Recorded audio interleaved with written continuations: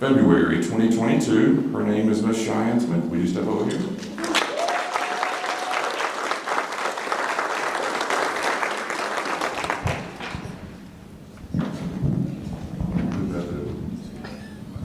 It was working until we pulled it. There you go. All right, that sounds better, I think. All right. So Miss Cheyenne Smith. It says Cheyenne Smith has been with the DCSO since March of 2016, working at the DUI Safety School and day reporting.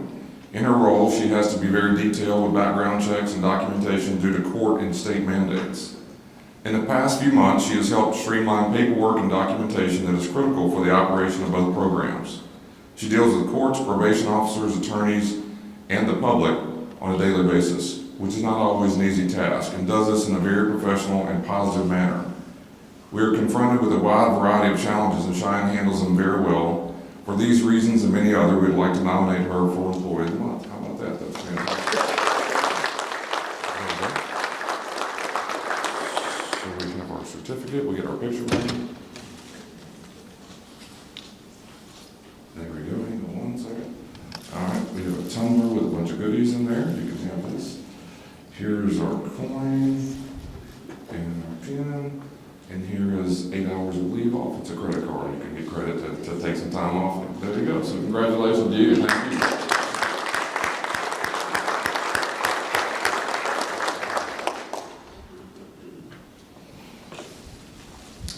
So the Officer of the Month for February 2022 is Miss Danielle Wall. You say hello.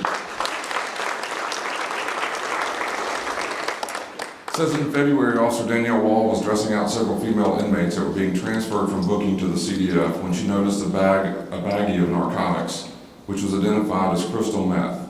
Her attention to detail and swift actions kept contraband from entering the female facility. This is a prime example of maintaining the safety and security of inmates, co-workers, and the agency as a whole. Officer Wall goes above and beyond to help whenever she can, and I have personally witnessed her frequently asking her co-workers and supervisors if she can lend a helping hand. She shows great adaptability and picking up additional shifts when needed to help the everyday operations of the MCC run smoother. She does all this with a smile on her face and a level of positivity that is contagious to all of those around her. For this, we'd like to nominate her for Officer of the Month. How about that?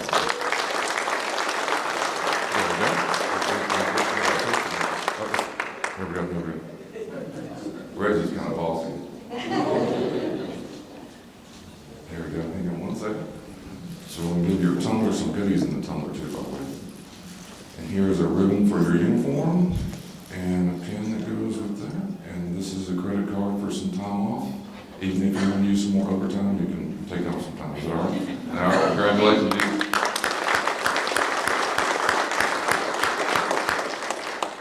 Super cool. First time this has ever happened, so I get to hang out a few minutes before we come down.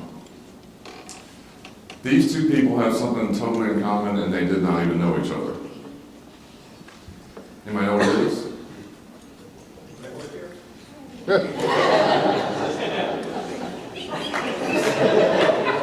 Do we have any people armed in here? Would you shoot toward that guy right there? No. So these two young ladies work here and are doing great work. You just heard about it from their peers. Both of their mothers work here. Super cool. And by the way, both mothers could equally be up here, right? Who both do very good work. So moms, would you both stand up, please? Just give them a round of applause, both of them. Congratulations.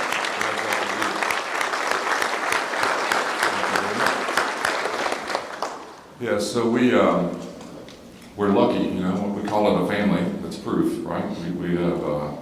We have really good people, and now we're having second generations showing up. So it's great to see that. Let me have Officer Ibarra. Is that right? There we go. Did I pronounce that right? I've been practicing hard. So Officer Ibarra has completed his CJO from the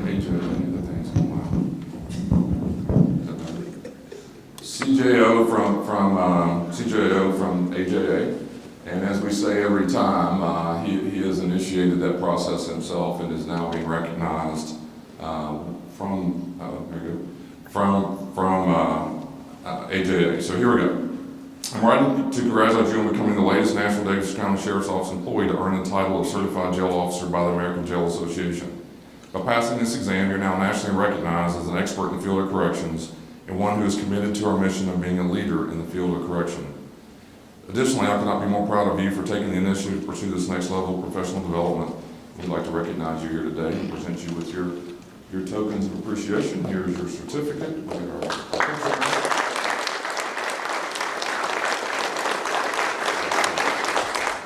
And there's your CJO pin and a ribbon for your uniform as well. So congratulations, job well done. Thank you very much.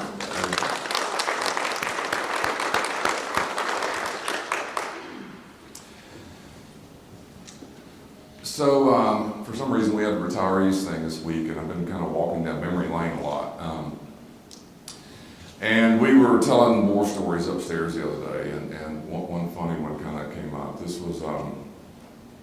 was probably 27 years ago. So I was the chief deputy, and Sheriff Ray was here, and at the time, the chief of police was named Butch Kirshner, and he was a friend of my family. And so I'm down here in the chief deputy's job, Sheriff Ray was learning her job, I was getting adjusted, and then out of the blue, the chief of police calls me and says, hey, can y'all give us some help? They're gonna have this big protest up at Peterbilt in Rivergate. And there may be mass arrest, and we need bodies. I didn't have the guts to say no.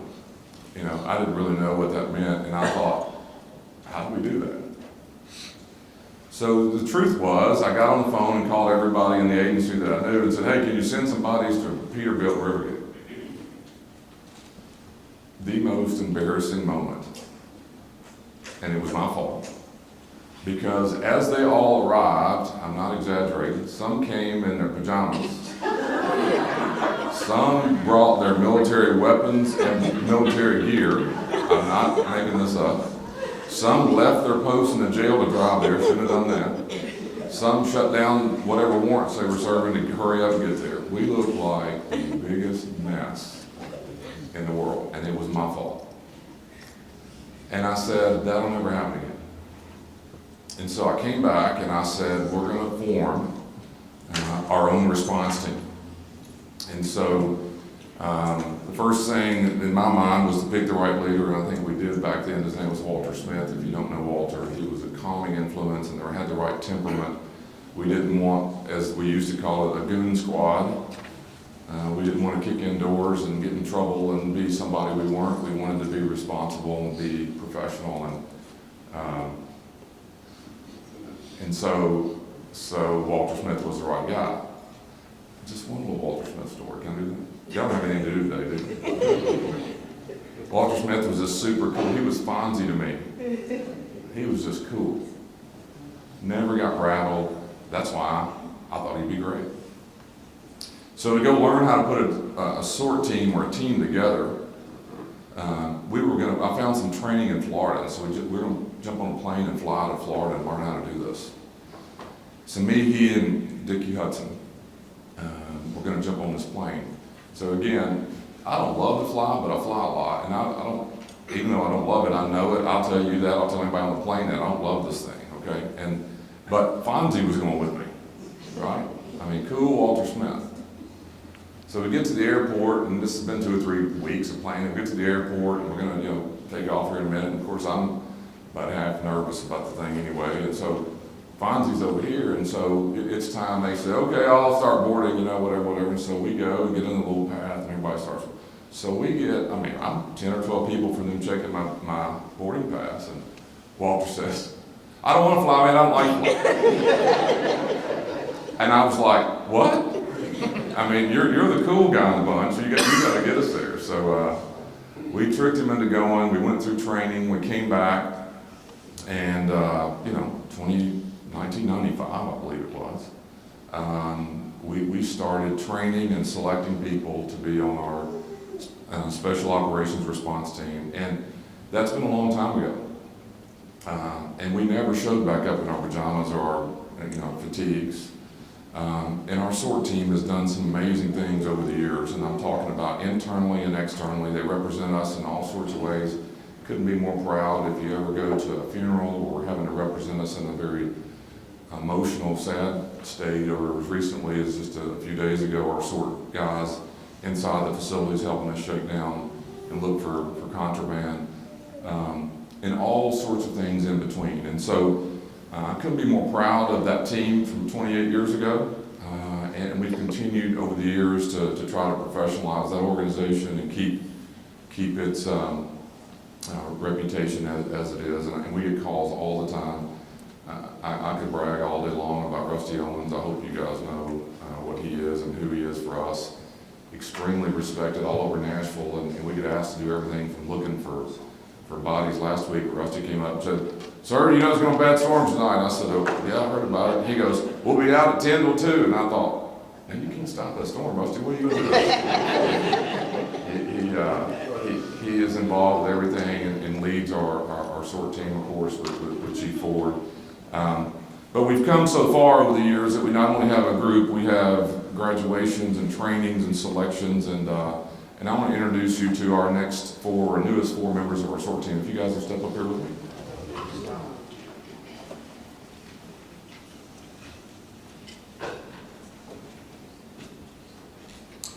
I'm going to present each one of them their ribbon and their SORT pin, but this is Mr. John Cook, Mr. Xavier Eddins, Brittany Davis, and David Weaver.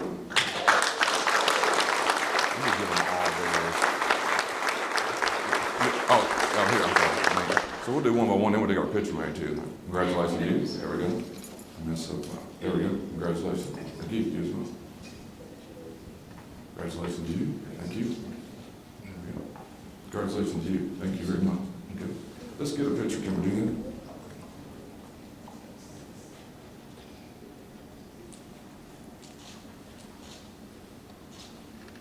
Let's do, hang on, let's get everybody. There's your ribbon and your pin, your ribbon and your pin, your ribbon and your pin, ribbon and your pin. Let's take it back. We'll do it. Roll it back. Hey, let's get all the SORT members down here real quick for a picture. Everybody's on SORT that's in the room. Come on down here. Let's get one picture.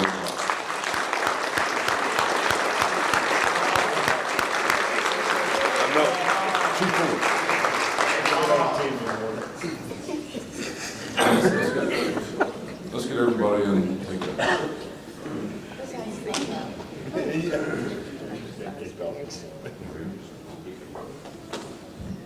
Everybody good? Slide them in there.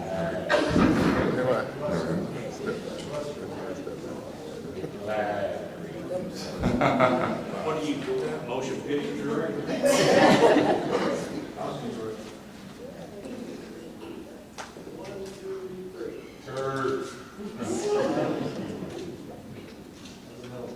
There we go. Thank you, guys.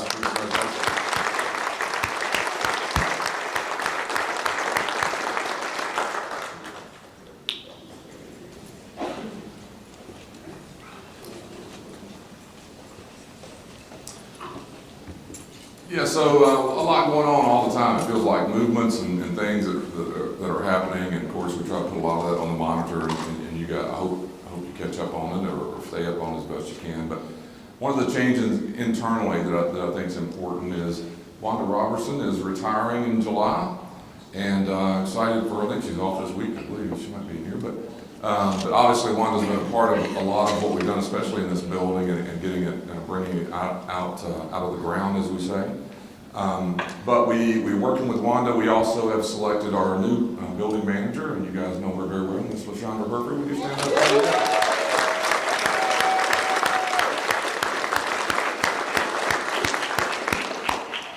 Kind of have a way of describing that job. I say you're the face of this building. Well, there's no better face than LaShonda Burford. I mean, she has got the perfect smile, perfect professionalism, will do great work, as has Wanda. Wanda's done great at helping us get this building where it is, and we're very happy for both. But we also have some new folks out front that are learning their jobs, and be a little patient with them, and I'm excited about where we are in the building. We had a great event. We had, 130 people, some of you, and were there. Ms. Bryce said it right, but there's some people we worked with years and years ago that haven't been back to the sheriff's office in a long time, but also, have a lot of memories and have a lot of history, and it was fun. We had a great day, and we're going to do that each year in some form or fashion and invite everybody back. So that was a great day and a great thing going on. I had really good news this morning. The Shay Herman has had a lot of trouble. She's been in hospital for 2 months and really struggled at times. We heard she got home last night, so that was really good news. Tough times, and that was good news. And I know that I'm sure there are other things that we're all dealing with, but I wanted to make mention of that. Just a couple of updates on big picture issues. You guys have talked and heard us talk about recruiting. We're trying hard on the correction side to get the recruiting up. We have a part-time program we're working on right now, of course. Somewhere in the neighborhood of 20-25 people who are in what we call a part-time phases. We're training them, getting them ready to hopefully fill some spots. We have some 20 plus other people in full-time classes ready to go, get them graduated, get them out in the field. That's immediately. But kind of behind the scenes, the thing I think that's going to help us more than anything is we're fighting hard and pushing hard to get our money for the correction staff substantially increased. I sent something out on the monitor, but the range of pay in that group is pretty significant in what we believe we're going to be able to pay our corrections staff to allow us to go recruit. I know if you're not in corrections, you don't really think of it as this way. It's going to help all these other positions that we're trying to fill. It will also allow us to promote people in and out of roles that they want to go to. So a lot happening as it relates to that. Anything else? Chief Wilkes, anything on your side? Anybody? Chief Hudson, he may have left. No, you're good. He quit this morning. We're trying to figure out how to do the WebEx upstairs, so I didn't know if he was gone. Chief West, anything at all? Chief Ford? Anybody else? Do we have any questions? Good things?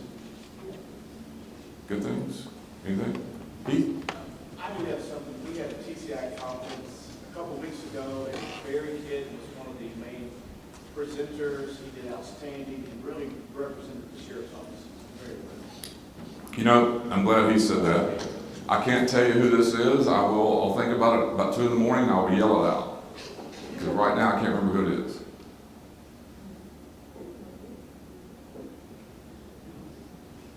It was Justin Norris. It's gone. It was Justin Norris. See there? Unrelated to everything we're talking about, unrelated to knowing Heath was going to say that, somebody said, man, I was in a class the other day, Barry Kidd was fantastic.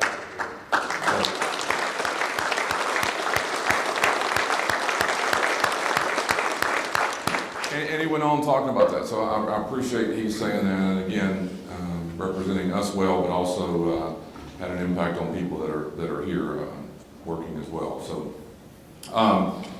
we've had several changes, obviously in Mike's world. Robert Prim has taken step. When does that happen? 29th of May. So Robert Prim, if you don't know, is the warehouse guru, right? Everybody, amen. Yes, sir. I mean, if you don't believe it, have him send you an email. He'll get you straight. But I wish you were in here because I really thought he came to see me, he talked with Mike, came to see me and was telling me what he was doing, and obviously he's got some challenges he wants to take care of away from work and family, and I think that's great, and he's earned it. He gets to go do what he wants to do. He will help us in moving forward. But one of the things I really admired about what he told me was, he goes, this job has grown outside of what it was when I went in it. What we need in that role now has become more sophisticated than it was back in the day, and the terms were, we need help, making sure that the person is almost more of a finance type of role as it was when we started. And so, sat down with Mike and made a lot of changes, and we've added, I guess, Mike's replacement. I mean, Mike's. Sorry, Mike. Mike's replacement of Mr. Robert Prim. Robert's replacement is who? Trish May, who came over from Core Civic. I thought that was a really cool situation. Came over, we were talking upstairs, I couldn't think of her name, see, I told y'all. And, but she's going to roll into the role that Robert had. He's going to help us in the step role of learning that job, and obviously working with Pete's team and making sure that that stays on board. And we've done some work in elevating in laundry. I hope I'm not telling y'all secrets we're not supposed to say yet. Is that? We've done all this, right? Okay. Tabitha Moore, I knew all this. I just didn't want to. I didn't want to blow it if we didn't tell everybody.